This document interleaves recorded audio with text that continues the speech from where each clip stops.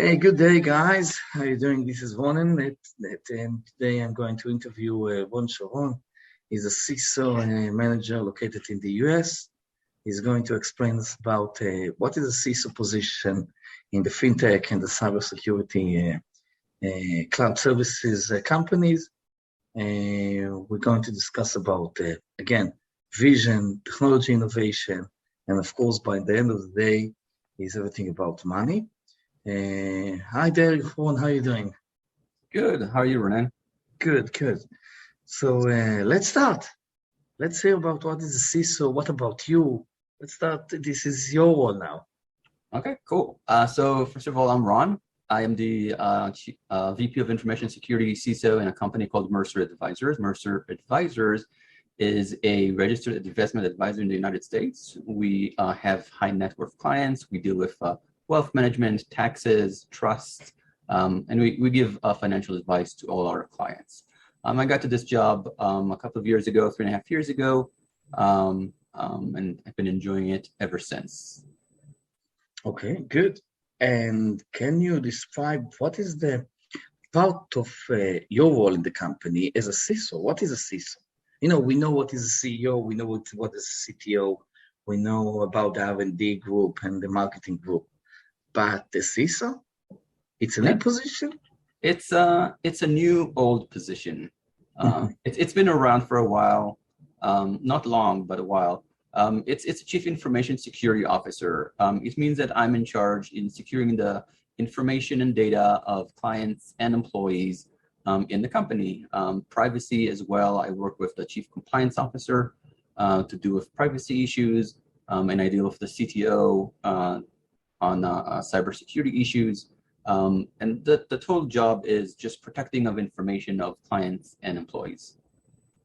But this meaning that you are using third parties product, or you develop some products in order to ensure those privacy policies, those privacy statements, the data. So we're using frameworks from the U.S. government. It's called NIST. These are the frameworks, and we're using ISO frameworks to write our policies. And we have, which is our administrative controls, and we have technological controls, as firewalls, multi-factor authentication,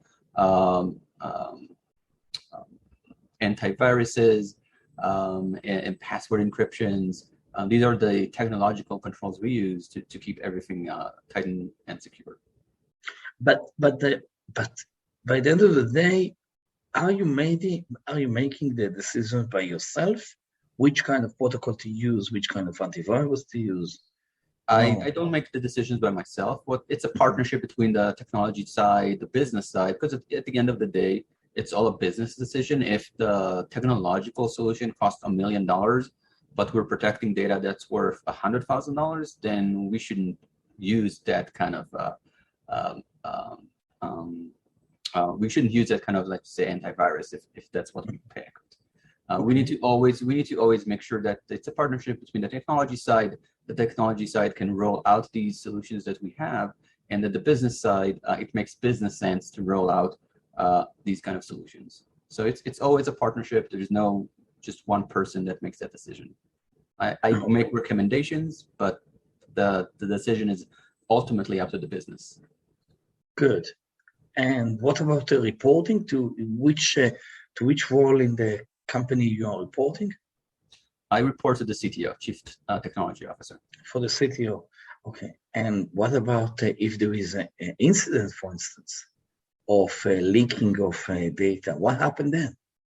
So what is the role in your So we position? have an incident response program, which details exactly the type of the incident that happens and what needs to happen if an incident happens and who to call, and also specifies what procedures or processes needs to take place if something happens. All the businesses in our vertical or in even other verticals rely on those incident response plans if and when something happens, because something will always happen.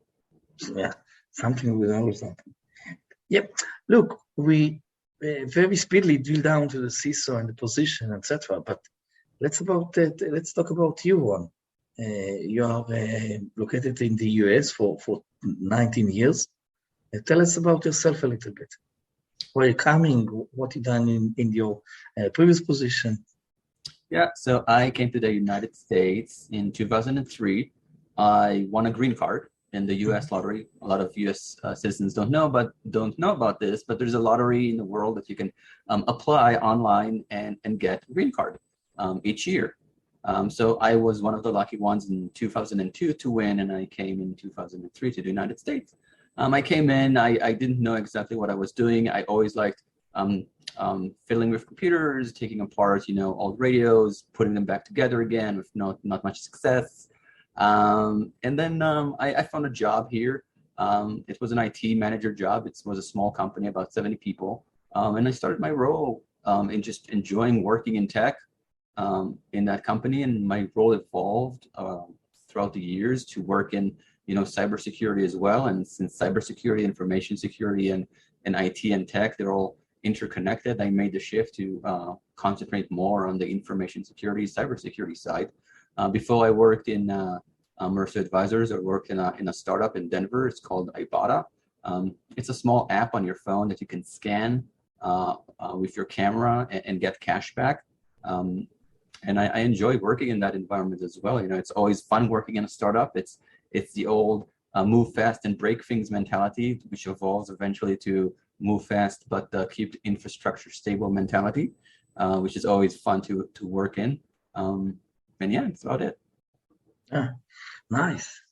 Now let's talk about the CISO itself. CISO itself, it's again cybersecurity and protecting the company assets, and not just the company assets. All the privacy. Let's talk about these policies about the privacy, because by the end of the day, each company knows that data is the queen. By using the data, you can manipulate some things, you can create business insights, etc. Where you put yourself in, or how the CISO, as you see it, is helping or assisting the company to use this data in a normal way. So the role of the CISO and information security professionals in all aspects is to bake the security inside any process that's being done in the company. If a BI team, business intelligence team, goes into a data pool to retrieve data, they need to do it in a secure way. If they are taking data somewhere and manipulating it, they need to do it in a secure way. So all that storage of data, transfer of data, that needs to be done with the right tools, that needs to be with the right policies. For instance, if you're taking something locally and you're manipulating it and you're creating a report with it, at the end of the day, you need to dispose of that data that you copied locally, because it's not supposed to be on your system. So that's where the interaction of policies and technology interact, because there's a policy in place, but there also can be a technological control that deletes the data from that location.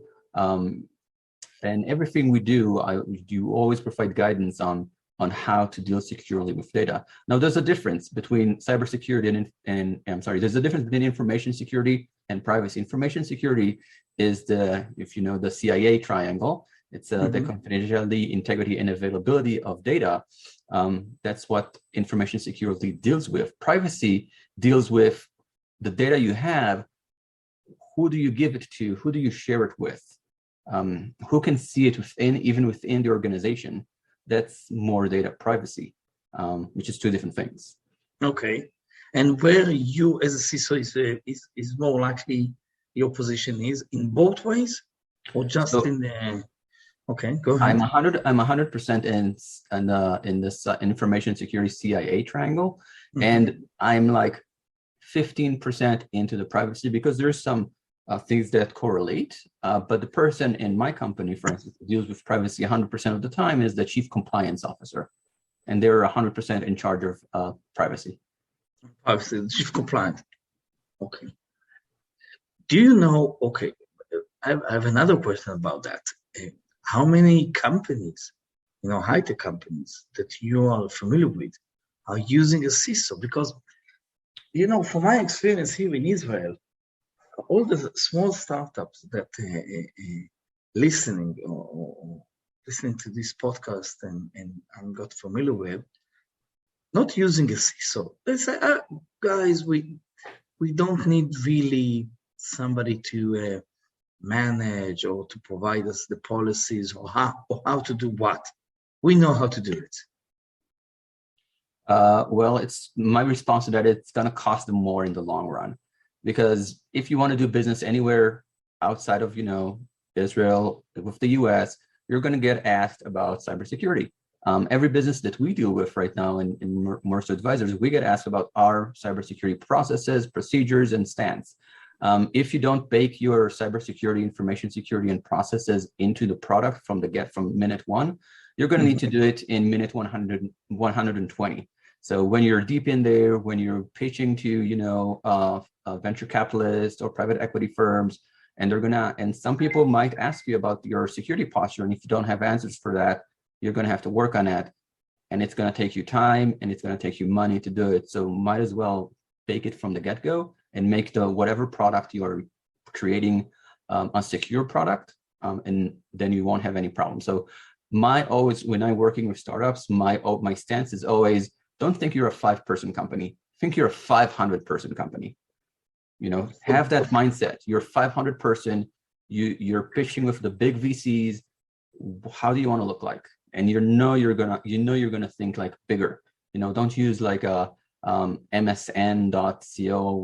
email address, a free email address for your company, because that's not how a 500-person company will do it. Things like that. Always keep in mind that your goal is to be a 500-person company, not a 5-person company. And always think in that mindset. Yeah, but this by thinking this mindset, it's meaning that you're not going to use what you said about they're using the MSN COL email address. But a lot of startup companies are using the Gmail account, etc.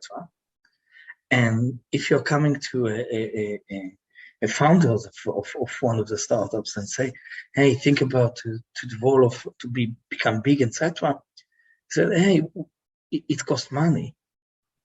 So where is the balance between what you need to do and what you have? It's not that much money.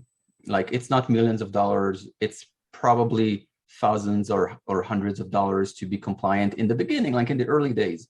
So it's going to cost. The bottom line is, I'm always saying, it's going to cost you more in the long run. It's like, you either spend the money now, a little bit of it now, or you're going to spend a lot of it later. And that's the view that a business person needs to have. By saving a little bit now, you're going to spend a lot more later. That's not good business. So yes, spend that a little bit more money to make the product more secure now, and it will pay dividends in the long run. People would love the product because the first thing you say is you give your pitch, and you also say, by the way, it's also secured. We've made sure of it. We had all the things in place. All the products that needs to be reviewed are reviewed. Here are our policies. Here are procedures. And the VCs are going to love that, because, even PEs and VCs today, they look at security. It's important to them. That's good. So what is the recommendation, for instance, for new guys that start a startup in Israel? They have a vision. They have something that say, hey, this is the next Facebook. This is the next, Netflix. And, the stuff that they just start to taking around at home, for instance, to build a new startup. And what your recommendation for your point to them? What to do? First of all, 98% of the startups in Israel are already cybersecurity startups. That's right. But let's talk about the 20%. Just in case there's a 2% that's not a cybersecurity startup in Israel, I think I go back to my earlier recommendation. Think like you're big. Think big.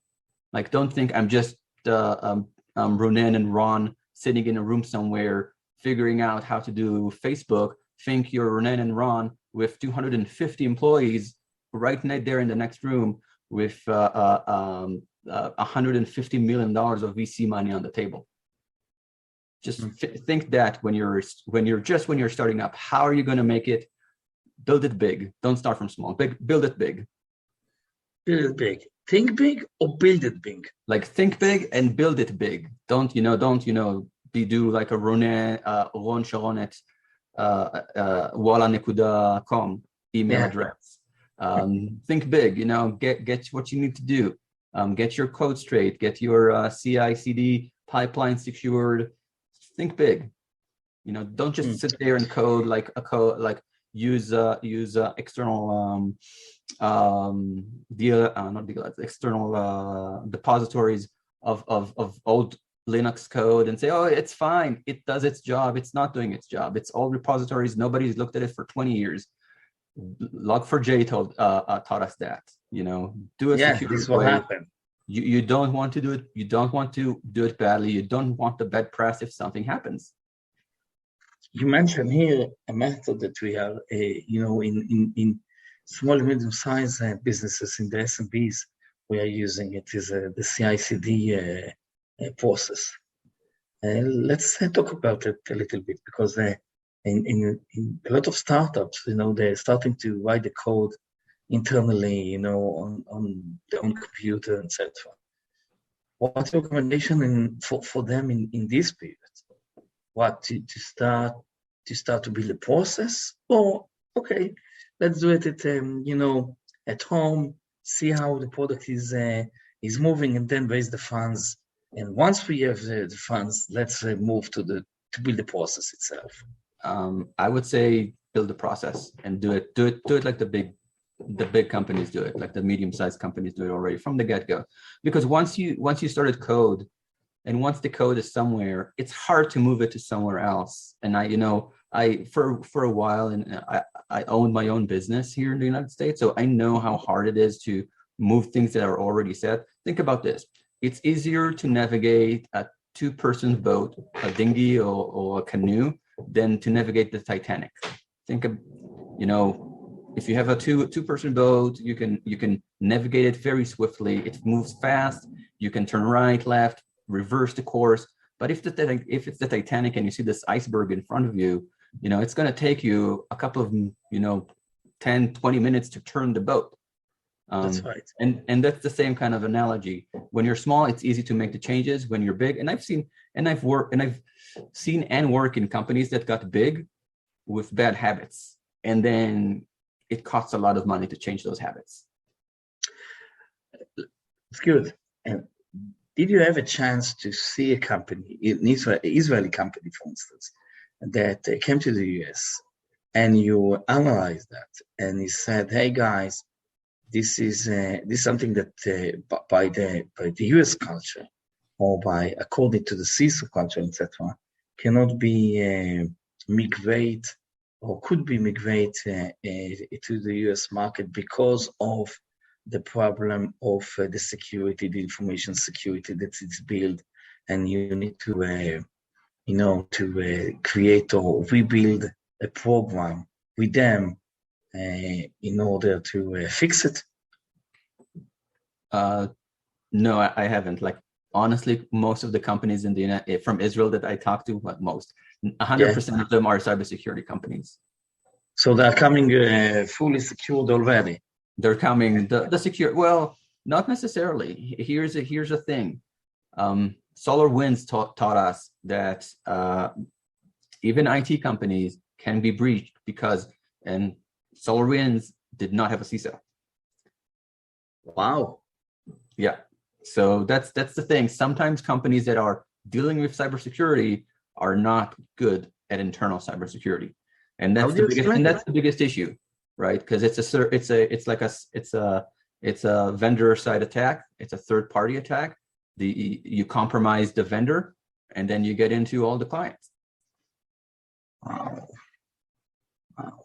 You see, it's another good point that we need to understand how to do it.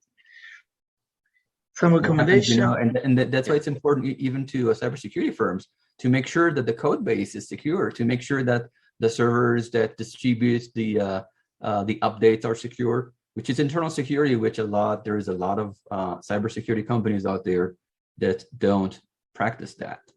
No, but let's face it, Ron, by the end of the day, a company that's using, for instance, writing the code, etc., a lot of us are using cloud services a platform like AWS, Azure, etc. So they are saying to themselves, hey guys, Ron, what are you talking about? Why I need it? AWS, I'm working with the CICD that provide by AWS. All the pod, Kubernetes, whatever. Azure, the same things, different name. Why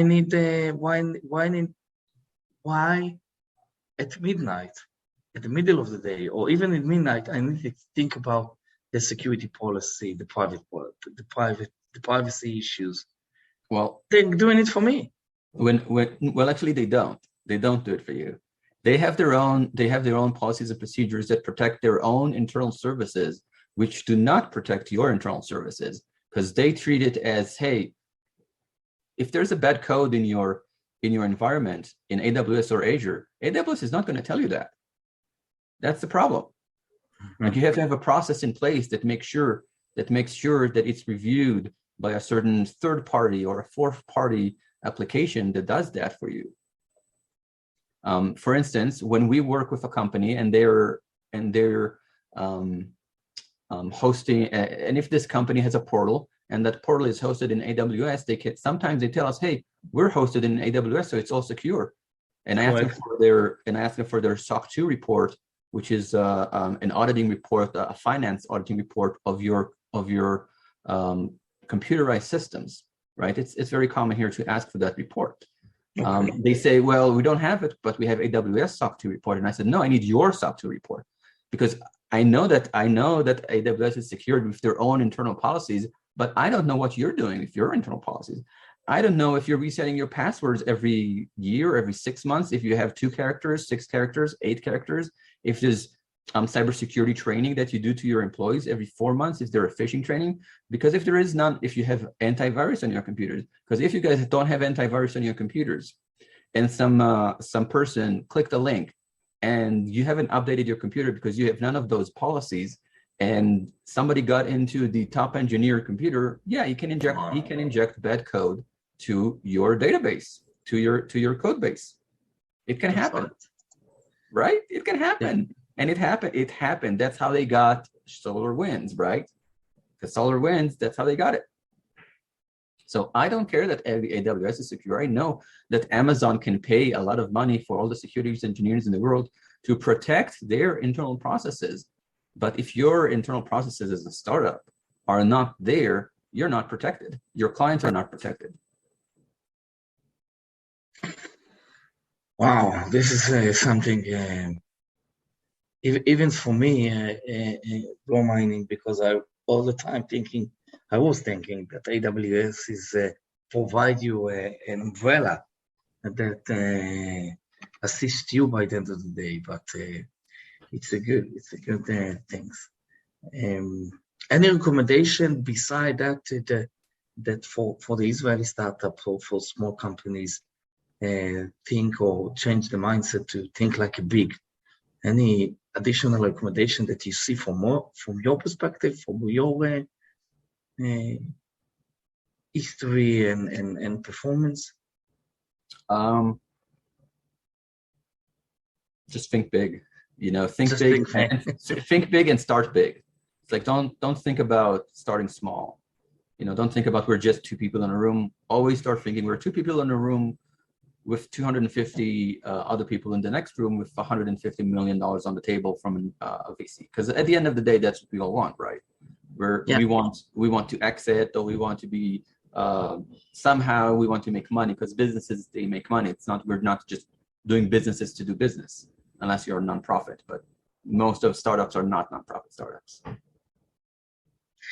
Another thing that I want to ask you, that we'll close, for instance, the position of the CISO. Are you writing together with the development team all the secure development process, all the user access procedures, etc., or this is something that it's been built by the team itself? Well, CISOs are not programmers, they're not engineers. We discuss good security hygiene, good security posture because we've got good security processes, and we translate it to some sort of a technical aspect. It's up to the engineering team to take that translation and build something secure that will stand up to an audit or a review. Because at the end of the day, there's going to be a pen testing. I'm gonna initiate a red team. I'm gonna tell them, hey, we built this, try to break it. And if the processes and procedures and safeguards are not met, and the red team does gain access, then it means something is wrong. Then we need to go back and fix that. Something is wrong. Fix this issue. Good. Anything else that you want to tell us about the role of the CISO now that we understand why you get paid? Yeah, our role is not to make money, but it's to protect the money. That's how I see it. We're the James Bond of the tech world. Good. We go in there, we look at things, we read up on things. Our job is to protect the money and make sure it goes where it needs to go, not to places it does not need to go. I like it very much. Ron, thank you very much for the next James Bond. It was lovely talking to you. It was lovely talking to you too, Ronen. Thank you.